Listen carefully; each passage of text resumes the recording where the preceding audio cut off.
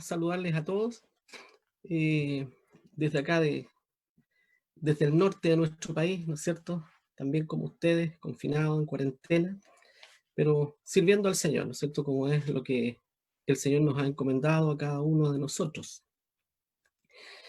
El varón cristiano frente a los últimos tiempos es el tema que me han solicitado.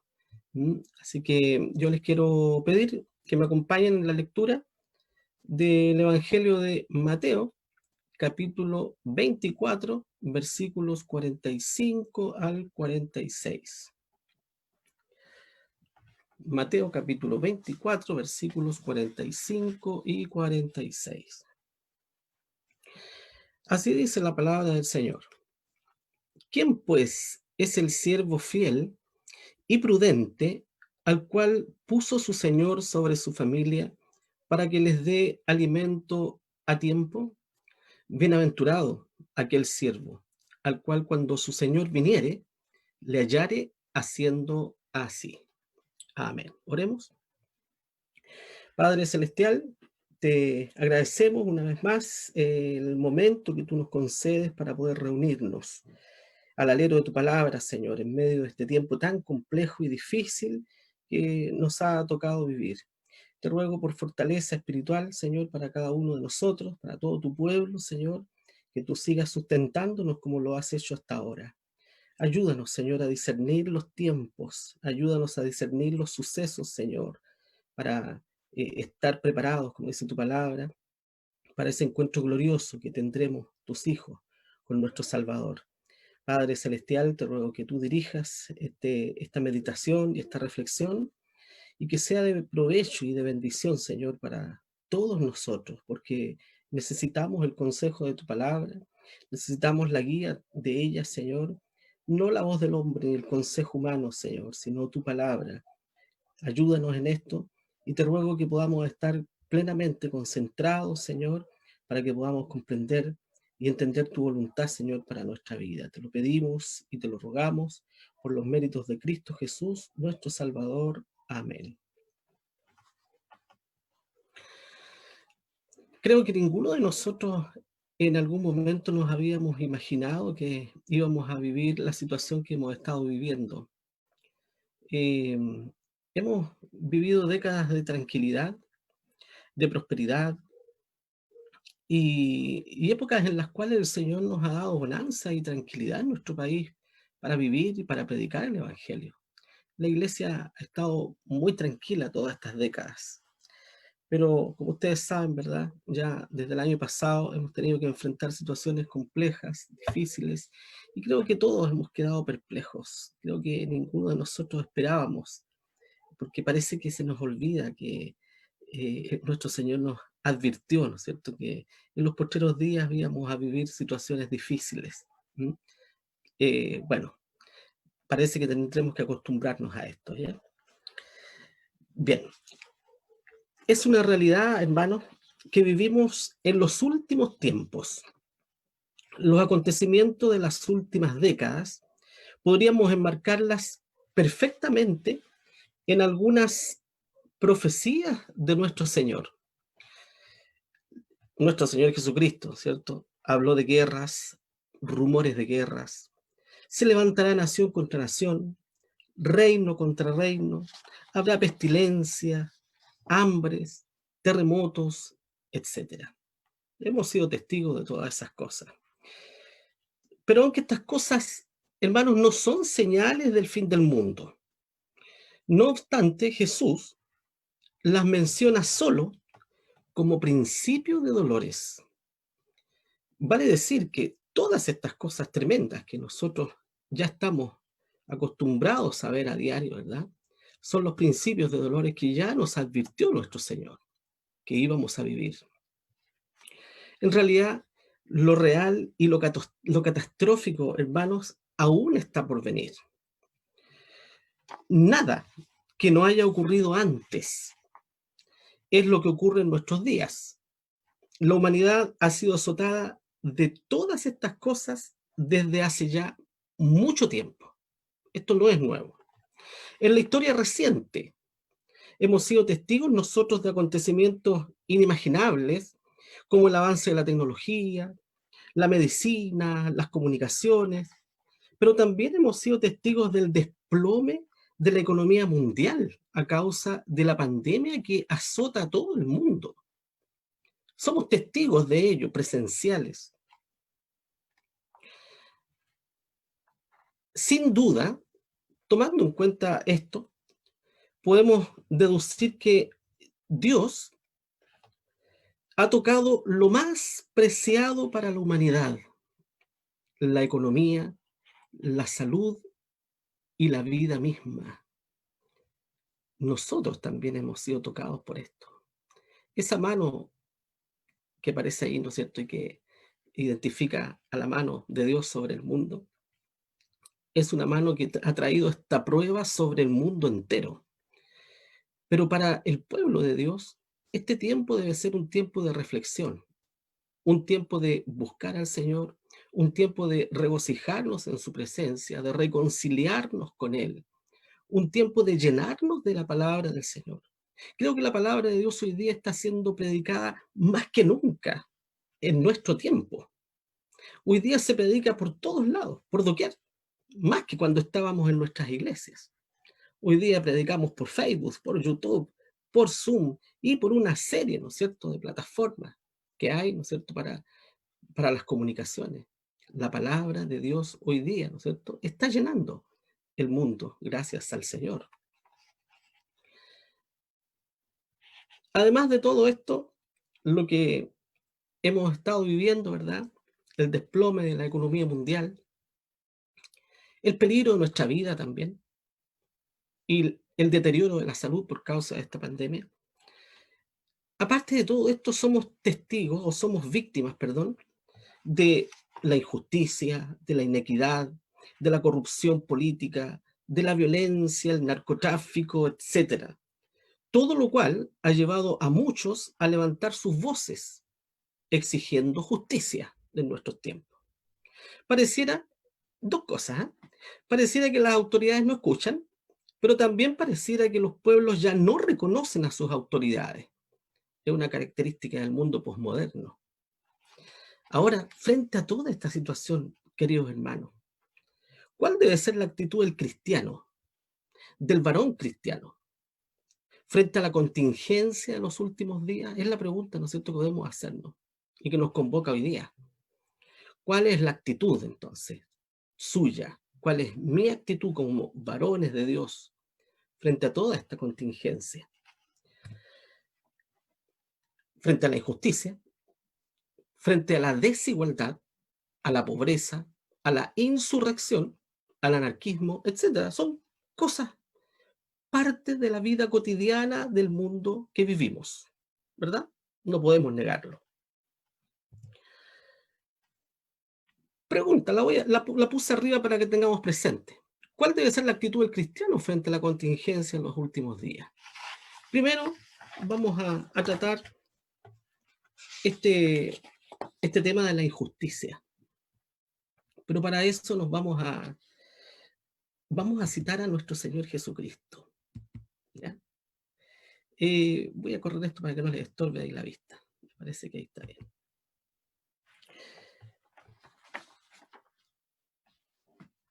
En Juan capítulo 18, versículo 36, están las palabras que Jesús respondió a Pilatos, diciendo: mi reino no es de este mundo.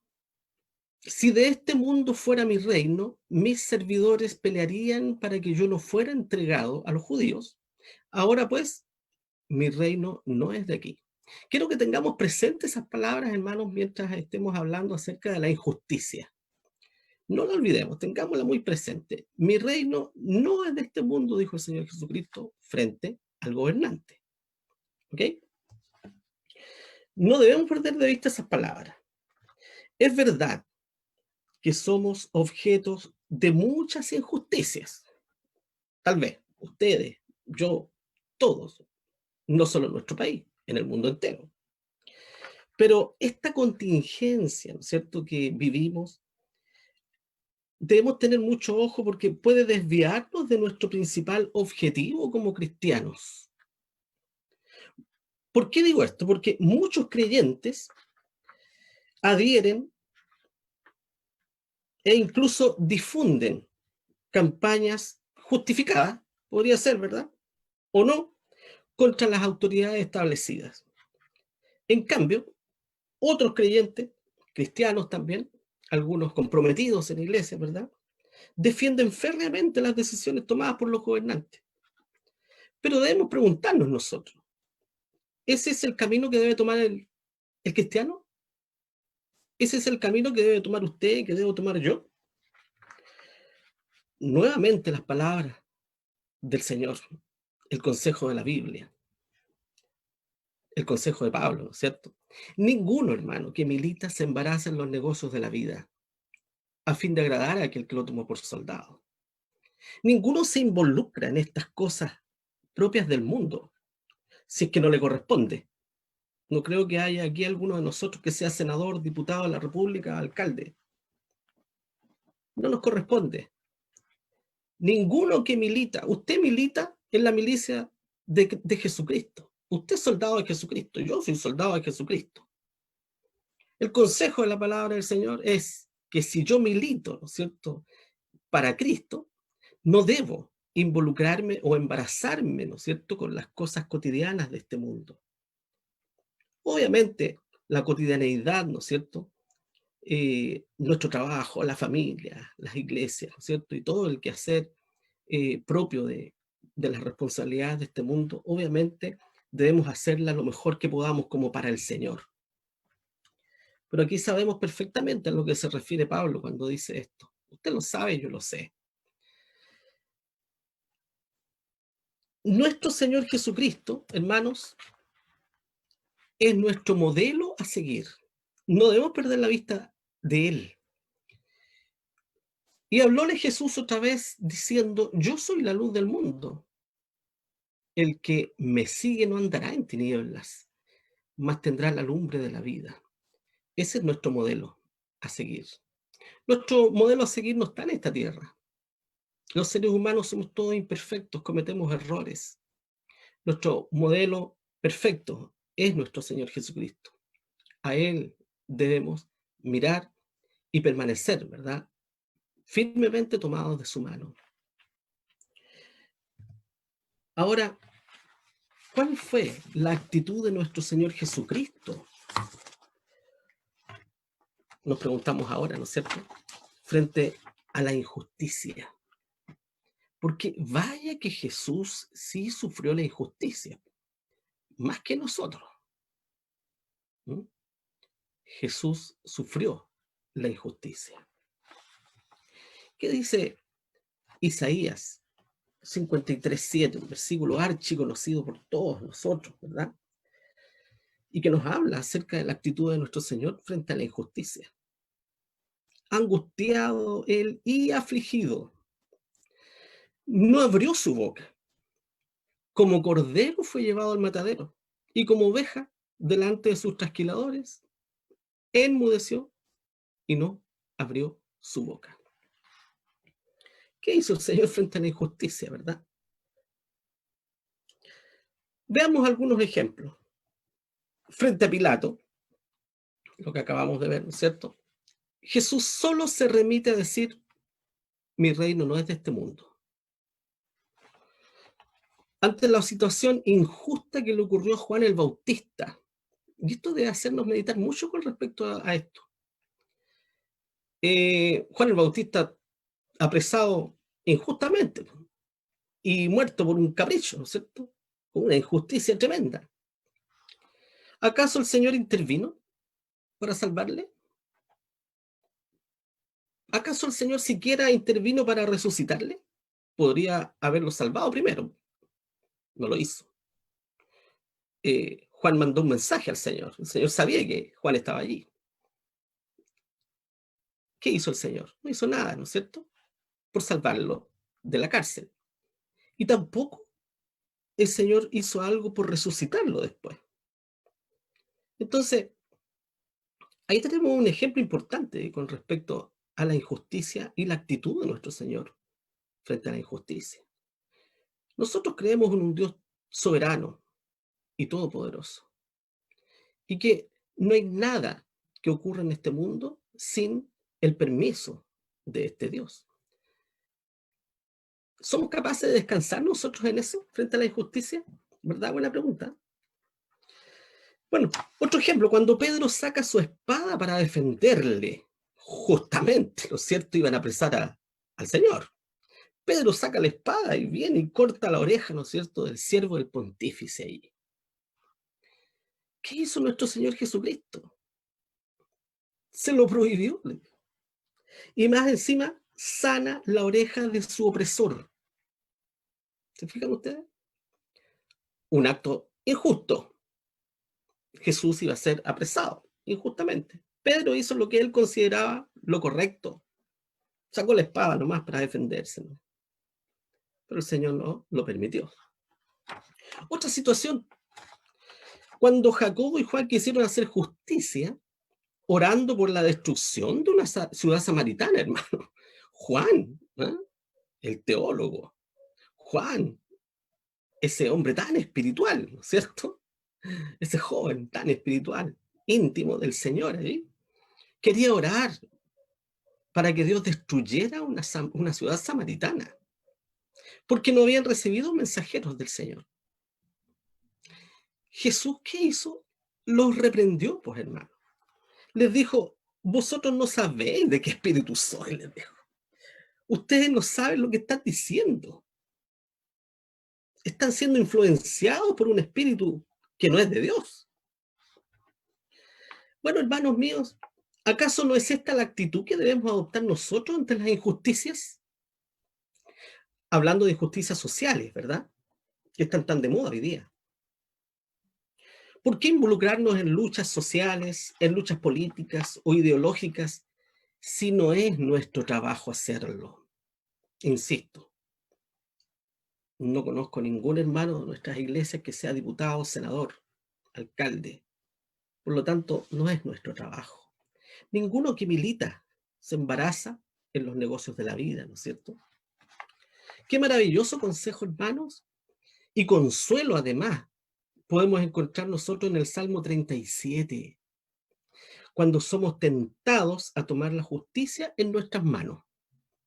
Hermoso el Salmo. ¿Cuántas veces lo ha meditado usted con respecto a la injusticia? No te impacientes a causa de los malignos, dice el Señor, ni tengas envidia de los que hacen iniquidad,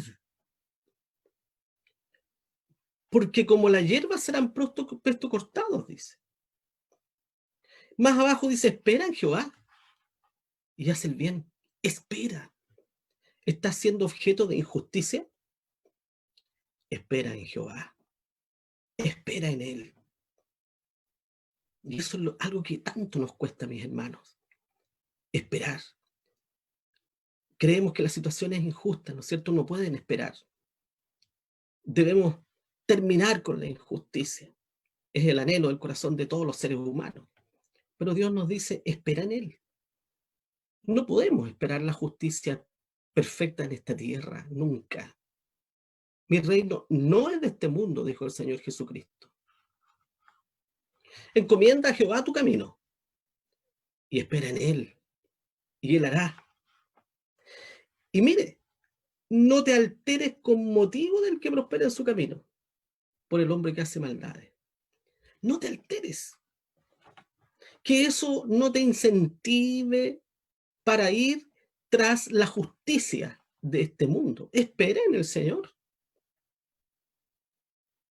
Es lo que nos enseña, ¿verdad?, el Salmo 37, frente a la injusticia. Quiero entrar ahora a la segunda parte, y que tiene que ver con la insurrección. La insurrección es la sublevación contra la autoridad. Creo que estamos todos impresionados con eso, no solo en Chile, en el mundo entero. Impresiona la insurrección. Creo que no me había tocado verla en mi época. ¿Ya? Yo ya pasé los 50 hace un tiempo y creo que no me había tocado verla, esta insurrección en el mundo entero. Y Y quiero que meditemos en este versículo mientras hablemos de la insurrección, ¿ya? Romanos 13:2, que dice: así que el que se opone a la potestad, a la ordenación de Dios, resiste. Y los que resisten, ellos mismos ganan condenación para sí. Pero tengamos en mente, ¿verdad?, ese versículo de la palabra del Señor, para lo que les voy a mencionar ahora. El mes de octubre de 2019, sin duda ha marcado nuestras vidas, dejando un sabor de inseguridad y temor en muchos de nuestros compatriotas. Es así, ¿verdad? Muchas fueron las voces que se alzaron y se rebelaron contra la injusticia reinante. Entre ellas, también hubo cristianos. Voces que se alzaron para solicitar lo que consideraban justo, y lo que es justo para muchos, ¿no es cierto? La equidad económica, las mejoras en la educación, salud, pensiones, entre otras, y una infinidad de cosas, ¿no es cierto?, que se solicitaron en octubre del 2019. ¿Cómo terminó todo esto? Como sabemos, la extrema violencia, la destrucción de todo, ¿no es cierto?, lo que se ponía por delante, y la insurrección a niveles insospechados. Pero tristemente, muchos cristianos comprometidos en iglesias, justificando el caos, la violencia y todo lo visto, se plegaron activamente a campañas de difusión, aún dentro de las iglesias. Campañas de difusión por Facebook, por WhatsApp, por las redes sociales, ¿verdad? Sumándose a este descontento nacional. Ojo, como si la suerte de los cristianos fuera la misma de los incrédulos. No, señor. La suerte nuestra no es la misma de los incrédulos, hermanos. Y eso Dios lo ha dejado ver muy claro hoy día frente a este azote de la humanidad. Cómo Dios está protegiendo a su pueblo en medio de una pandemia que está llevando miles de vidas, que está haciendo que mucha gente esté pasando hambre, tal vez en otros países, y en el nuestro mucha gente con problemas económicos serios. Y sin embargo, ¿dónde está el pueblo de Dios? Está en los brazos del Señor. He oído decir a muchas familias de jefes de hogar que se quedaron sin trabajo: no nos ha faltado nada, gracias al Señor. La suerte nuestra, hermanos, no es la suerte del impío. Dios está de nuestro lado. No olvidemos nunca eso. ¿Qué dice Malaquías 3:18? Entonces os tornaréis, dice, y echaréis de ver la diferencia entre el justo y el malo, entre el que sirve a Dios y el que no le sirve.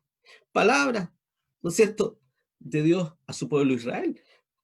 Pero nosotros somos el Israel espiritual, también es para nosotros. Esas palabras son para nosotros. No están allí en el Antiguo Testamento como algo que pasó por allá tan lejos. Es para nosotros. ¿Acaso es esa la causa que debe seguir el justo, hermanos? ¿La insurrección? Analicemos un poco la contingencia, ¿ya?, en tiempos de nuestro Señor Jesucristo. Bueno, como ninguno de nosotros estuvo allí, ¿verdad? Quiero citar a dos historiadores. Uno de ellos, ninguno de nuestra época. Uno de ellos, Emil Schurer, en la historia del pueblo judío en tiempos de Jesús, y el otro, el archiconocido, ¿verdad?, Flavio Josefo, en la guerra de los judíos, describiendo la situación de Palestina en la época de nuestro Señor Jesucristo. Bueno, la situación de Palestina en la época de Jesús era precaria, agobiada por impuestos elevados. Los obreros de la época ganaban lo justo para vivir. El ciudadano común, como usted, como yo, ¿verdad?, por mucho que le indignara la situación que vivía, ¿no es cierto?, por muy injusta que fuera, no podía hacer nada contra el sistema imperante. Absolutamente nada. Los judíos, además, no debemos olvidar, pagaban impuestos sobre impuestos. ¿Por qué digo esto? Porque debido a que los recaudadores del imperio, ¿no es cierto?, que la Biblia los llama publicanos, hacían su fortuna cobrando al pueblo más de lo que debían, agravando de esta manera más la carga económica del pueblo. ¿Cuál fue la actitud de nuestro Señor Jesucristo ante ese descontento nacional que había, ¿no es cierto?, en toda Palestina? Bueno, en el Evangelio de Mateo se registran dos instancias que nos enseñan la actitud de Jesús, por ejemplo, en cuanto al pago de impuestos. ¿Ya? Por eso que yo puse ahí ese denario allí, ¿no es cierto? Que vamos a hablar de poco de eso. Bueno, el primero, en el Evangelio de Mateo, capítulo 17, 24 al 27, donde los recaudadores, probablemente del templo, en esta situación, en este caso, le preguntaron a Pedro si Jesús pagaba los impuestos, las 2 dracmas. Tu maestro paga las 2 dracmas, le dijeron, ¿verdad? Conocemos la respuesta de Jesús, insólita, ¿verdad? Extraordinaria. ¿Qué habría hecho usted si el Señor le hubiera dicho lo que le dijo a Pedro? ¿Mm? Mira, Pedro, para que no los escandalicemos, le dijo el Señor, ve al mar y el primer pez que salga, cuando le abras la boca, hallarás un estáter. Tómalo y dáselo por ti y por mí. Extraordinario, ¿verdad? ¿Qué hizo Pedro? Pedro fue seguramente al mar, ¿no es cierto? Tomó un pez, le abrió la boca como le dijo el Señor, ¿verdad? ¿Y qué encontró? Un estátero. Un estatero. El estatero equivale a 4 dracmas. Curioso, ¿no es cierto? Porque el Señor le dijo, encontrarás un estátero, le dijo, dalo por ti y por mí. ¿Y cuánto le cobraban? Eran 4 dracmas por Pedro y por nuestro Señor Jesucristo. ¿Verdad? Insólito. El segundo ejemplo aparece en Mateo 25, Mateo 22, capítulo 15 al 22, cuando los fariseos envían a algunos de sus discípulos con un grupo de herodianos, ¿ya? Y ahí estaba la tremenda mala intención de los fariseos, ¿no es cierto? Tratar de pillar a nuestro Señor Jesucristo allí para acusarlo y para condenarlo. Y que le preguntaron al Señor si era lícito dar tributo a César o no. ¿Qué dices tú, Señor? Le dijeron. ¿Tú estás de acuerdo que demos tributo a César o no? ¿Estás de acuerdo? Me suena muy conocida esta situación, ¿no es cierto? Como cuando nos preguntan a nosotros, ¿qué opina usted de la situación actual que estamos viviendo en nuestro país? Entonces, como que quieren que nos involucremos, ¿no es cierto? Y que nos pongamos en alguna de las situaciones. ¿Mm? ¿Qué hizo el Señor sabiamente? Todos sabemos lo que hizo el Señor, ¿verdad? Vemos entonces cómo Jesús nos da ejemplo, hermanos, de vida a seguir, ¿ya? Y que nosotros debemos sujetarnos a las autoridades. Y no solo sujetarnos a las autoridades, sino que además orar por ellas. Primera Timoteo 2, 1 al 3 dice, amonesto pues ante todas cosas, dice, que se hagan rogativas, oraciones, peticiones, hacimientos de gracias por todos los hombres. Pero ojo, por los reyes y por todos los que están en eminencia, para que vivamos quieta y reposadamente en toda piedad y honestidad. ¿Y por qué hay que hacer eso? Porque el Señor mismo dice, ¿no es cierto? Porque esto es bueno y agradable delante de Dios, nuestro Salvador, simplemente, porque eso le agrada al Señor. No olvidemos que toda autoridad ha sido establecida por Dios y eso le agrada al Señor. ¿Okay? Vamos al tercer punto. Y quise poner este punto aquí, ¿no es cierto? Porque esto es algo, ¿verdad? Y que opinaba que Dios era el enemigo número uno del hombre para que el hombre lograra su libertad plena. Bueno, si bien el anarquismo no es algo exclusivo de nuestra época moderna, Es en estos tiempos cuando se ha instalado en la conciencia colectiva, y eso es lo que lo hace más peligroso aún. No es ahora solo una doctrina política. Se ha instalado en la conciencia colectiva de los seres humanos.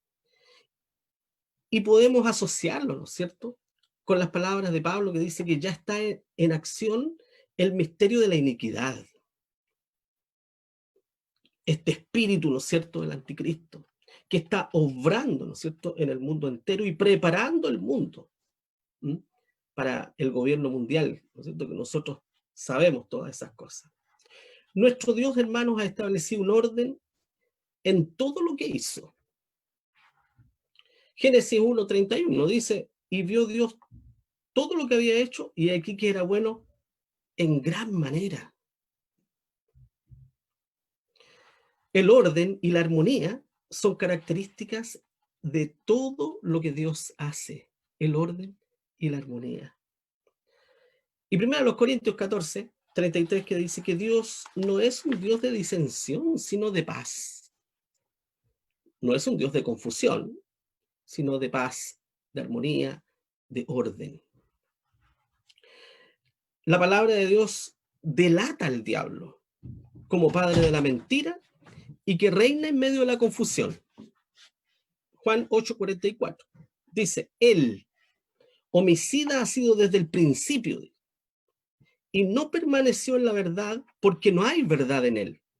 Cuando habla mentira, de suyo habla, porque es mentiroso y padre de la mentira. Hermanos, la crisis de la democracia moderna, la corrupción política y la defensa de las libertades absolutas del hombre han conducido al Estado moderno al comienzo de una peligrosa ingobernabilidad en el tiempo que vivimos. Y esto es importante para nosotros, porque nos tienta, nos da esta comezón, ¿no es cierto?, de poder interpretar esto como la profecía del Señor, ¿no es cierto? La crisis de la democracia moderna, ¿verdad?, provocada por la insurrección y por la anarquía, produce una ingobernabilidad. Fuimos testigos de eso en octubre, ¿se acuerdan ustedes? No había autoridad en nuestro país, hermano. No había autoridad alguna. Y eso necesariamente se dirige, ¿no es cierto?, al establecimiento de un gobierno mundial que sea capaz de poner orden. O sea, el camino, podríamos decir que este es el camino sin retorno a un gobierno mundial fuerte y autoritario. Pareciera inevitable la instalación de un gobierno mundial con las características de lo descrito, ¿no es cierto?, por las escrituras, como el gobierno del anticristo. Si así fuera, estaríamos a las puertas de la gloriosa venida del Señor por su pueblo. Nuestra redención está cerca, pero nos enfrentamos a tiempos peligrosos para nuestra fe. Así también vosotros, cuando viereis todas estas cosas, sabed que está cercano a las puertas. Cada día está más cerca el Señor de venir por su pueblo. Estas cosas que estamos viviendo, ¿verdad?, nos están golpeando fuerte a nuestra conciencia y a nuestro corazón. Y nos remarca, ¿verdad?, la palabra del Señor. La venida de nuestro Señor Jesucristo está cerca. Fíjense ustedes, el humanismo ha llegado a su expresión máxima en la exaltación de los derechos del hombre por sobre toda autoridad política, religiosa y moral en nuestro tiempo. Eso no tiene precedente en la historia de la humanidad, ninguno. Desde sus inicios, hermanos, el hombre ha decidido sacar al creador de todos sus planes. La insurrección reinante es solo el fruto amargo de la naturaleza caída y pecaminosa del ser humano y, ojo, distintivo del carácter del hombre de los postreros días, como lo dijo Pablo en 2 Timoteo 3:1-4. Esto también sepas, que en los postreros días vendrán tiempos peligrosos, que habrá hombres amadores de sí mismos, avaros, vanagloriosos, soberbios, detractores, desobedientes a los padres, ingratos, sin santidad, sin afecto, desleales, calumniadores, destemplados, crueles, aborrecedores de lo bueno, traidores, arrebatados, hinchados, armadores de los deleites más que de Dios. Ay, ay, ay, ¿no es cierto? Parece que fuera una radiografía del hombre moderno. Bueno, Jesús se sujetó a las leyes de un gobierno tirano que cometía muchas injusticias y crueldades, de emperadores y gobernantes soberbios e inmorales. Desde su niñez, nuestro Señor Jesucristo sufre injusticia. Recordemos, Herodes, llamado el Grande, ¿verdad? Quien buscándole para quitarle la vida, comete el vil acto que nos relata la Biblia, asesinando a cientos de niños indefensos. Qué tremendo, ¿verdad? Posteriormente, cuando ya era adulto, protagonizó la muerte injusta que dijimos hace poco de Juan el Bautista, solo por un capricho de otro gobernante perverso e inmoral, Herodes Antipas. ¿Cuál fue la actitud asumida por Jesús frente a la autoridad? Conociendo la autoridad corrupta, inmoral de la época. Isaías 53, 7 y 8, ¿verdad? Ahí está la actitud de nuestro Señor. Angustiado él y afligido, no abrió su boca. Como cordero fue llevado al matadero y como oveja delante de sus trasquiladores, enmudeció y no abrió su boca. De la cárcel y del juicio fue quitado. ¿Y su condenación quién la conocerá? Porque cortado fue de la tierra de los vivientes. Por la rebelión de mi pueblo fue herido. Vamos vislumbrando, ¿no es cierto?, cuál es el comportamiento que debe tener el varón de Dios en los postreros tiempos. Cristo es nuestra imagen a seguir, es nuestro ejemplo a seguir. Quiero hacer un resumen un poco. Vamos a sacar esto de acá, ¿verdad?, para que podamos verlo bien. ¿Cuál debe ser la actitud del cristiano frente a la contingencia de los últimos días? ¿Ya? Los problemas de la actualidad. Insurrección, ¿verdad? Recientemente vivimos el estallido social. Anarquismo, la pandemia que nos azota, la pobreza, la injusticia, distintivos de la época moderna. En la época de Jesús, ¿qué pasaba? También había resistencia permanente contra el imperio. No podemos decir que no. Había resistencias importantes en la época de nuestro Señor. ¿Había anarquismo? Sí. Había grupos revolucionarios, los celotes mismos. No tenían pandemia, pero tenían esta enfermedad tremenda y terrible, la lepra. Había rigurosas indicaciones para no ser contagiado. Había un alto porcentaje de pobreza. Y había injusticia, había injusticia. ¿No es cierto? Nuevamente el ejemplo que puse ahí de Juan el Bautista. Injusticia. ¿Cuál fue el comportamiento de nuestro Señor Jesucristo frente a la insurrección? Jesús pagó sus impuestos sin resistirse. Frente al anarquismo, ¿verdad? Nuestro Señor reconoció la autoridad, se sujetó a las leyes y se sujetó a los gobernantes. Frente a la enfermedad, luego de sanar a un leproso, le ordenó mostrarse al sacerdote conforme a la ley de Moisés. Siempre el Señor, sujetándose, ¿verdad?, a lo establecido. Nuestro Señor reconoció que siempre habría pobreza. ¿Cuánta gente hoy día lucha contra la pobreza, verdad? Y quieren erradicar la pobreza. Nunca el hombre podrá erradicar la pobreza. Ni siquiera lo han hecho los países ricos y desarrollados. Y en cuanto a la injusticia, nuestro Señor no se involucró en la muerte de Juan el Bautista, como dije, ni para liberarle, ni para resucitarle. Como conclusión, hermanos, ¿cuál debe ser la actitud, ¿no es cierto?, del varón cristiano frente a los últimos tiempos? Creo que cada uno de nosotros hemos ido respondiéndonos a esa pregunta. Filipenses 2, 6, 8 dice, el cual, siendo en forma de Dios, no tuvo por usurpación ser igual a Dios. Sin embargo, se anonadó a sí mismo, tomando forma de siervo, hecho semejante a los hombres, y hallado en la condición como hombre, se humilló a sí mismo, hecho obediente hasta la muerte y muerte de cruz. Jesús, siendo autoridad y estando a él, ¿verdad? Sujeto a los ángeles, potestades y virtudes, como dice 1 Pedro 3:22, tomó forma de siervo para entregar su vida y morir por nosotros. Máximo ejemplo de humildad. Él es por excelencia para nosotros un ejemplo de sumisión, pues siendo hijo se sometió a su padre en todo tiempo, y aún más, sujetándose a leyes terrenales de gobernantes corruptos e inmorales. Tal debe ser la actitud del varón de Dios frente a estos últimos tiempos, hermanos. Jesús es nuestro ejemplo a seguir. Debemos reconocer a las autoridades. Debemos sujetarnos a ellas y a las leyes. Debemos orar por los que nos gobiernan. No debemos embarazarnos en los negocios de la vida.